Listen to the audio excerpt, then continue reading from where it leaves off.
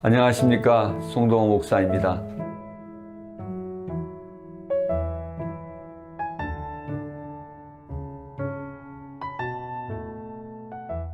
키르기즈는 참 아름다운 나라입니다. 중앙아시아의 스위스라는 별명을 가지고 있을 정도로 아름다운 나라입니다. 만년설의 천산산맥과 아름다운 계곡들과 강들, 골짜기의 푸른 목초지, 그리고 세계에서 두 번째 큰 산중호수 이스쿨을 가지고 있죠. 그 길이가 182km에 넓이가 60km에 달하는 정말 바다라고 불러도 손색이 없을 정도로 크고 아름다운 호수입니다. 송쿨, 그리고 또 다른 산중호수가 많은 그런 나라입니다. 2016년 가을이었어요. 마침 제가 필드를 위한 뱀 강의로 초대를 받아서 한 주간 그곳에 머물 때였습니다. 마침 그때 이스쿨 근처에서 세계 노마드 페스티벌이 열렸습니다. 주로 중앙아시아의 전통적인 유목하는 다양한 종족들이 모여들었고, 그리고 전 세계 각국의 유목민들도 참여한 세계적인 유목민 페스티벌이었어요. 그날 밤 메인 스타디움에서 열린 개막식 페스티벌은 정말 최고였어요.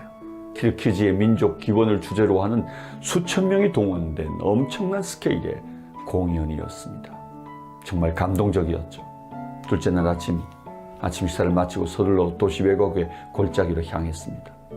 이스쿨 외곽 골짜기에는 이미 게르와 유르트 천막들을 치고 유목민들을 머물고 있었고, 말타기, 활쏘기, 매사냥 등의 다양한 경기들도 하고 전통 문화를 자랑하는 시간들이 준비되어 있었습니다.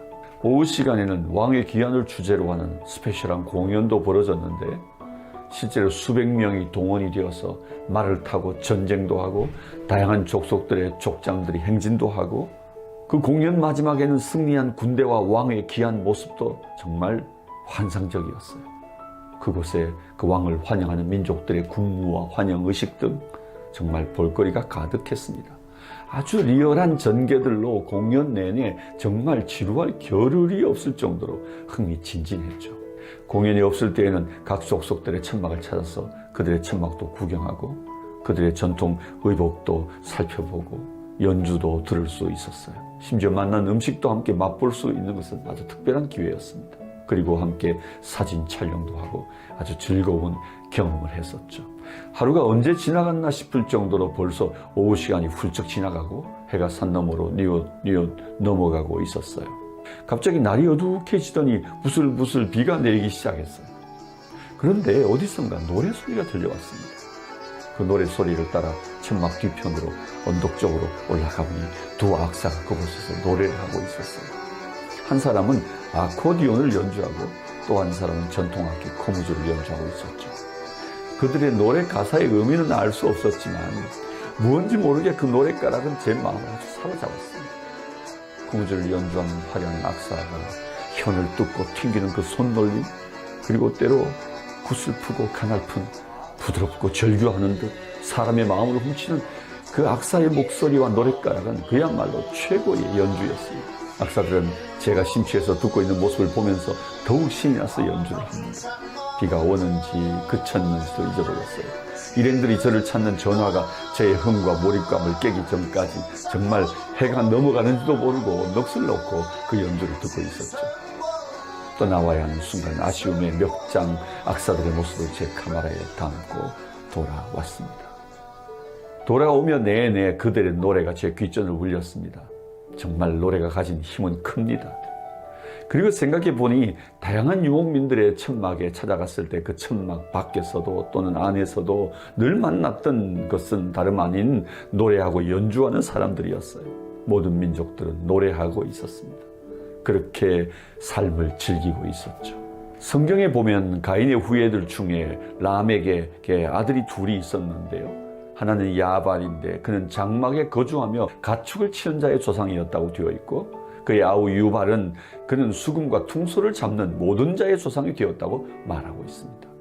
유목문화와 음악은 그렇게 형제에 의해서 시작이 되었던 것은 우연은 아닌 듯 보입니다.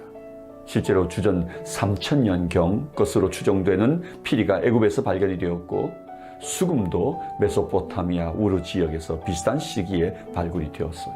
고대로부터 거대한 두 문명의 시작에 각각 악기가 존재했던 증거들이죠. 고대로부터 인간의 삶에 갖은 희노애락을 담아내는 역할로 이 노래가 있었던 거죠. 그렇게 오랫동안 우리는 노래하며 아픔과 한을 풀어내고, 노래하며 고통과 슬픔을 잊고, 노래하며 눈물을 닦고, 그리고 웃을 수 있었고, 노래하며 그렇게 우리 삶을 지켜왔던 것이죠. 그리고 노래하며 우리는 하나님을 예배하였던 것입니다. 사울이 귀신 들렸을 때가 있었죠. 다윗은 그때 수금을 타며 노래하며 사울의 악귀를 내어 쫓은 적이 있었습니다. 엘리사도 수금을 타며 노래하는 자를 불러서 그의 노래를 들으면서 지혜와 영감을 얻기도 했었죠. 성경에는 더 놀라운 한 사건이 기록되어 있습니다. 바로 여호사밧 왕 때의 일입니다. 여호사밧 왕이 부강하여져서 경제적으로 군사적으로 힘을 얻었을 때에 두려울 것이 없었습니다.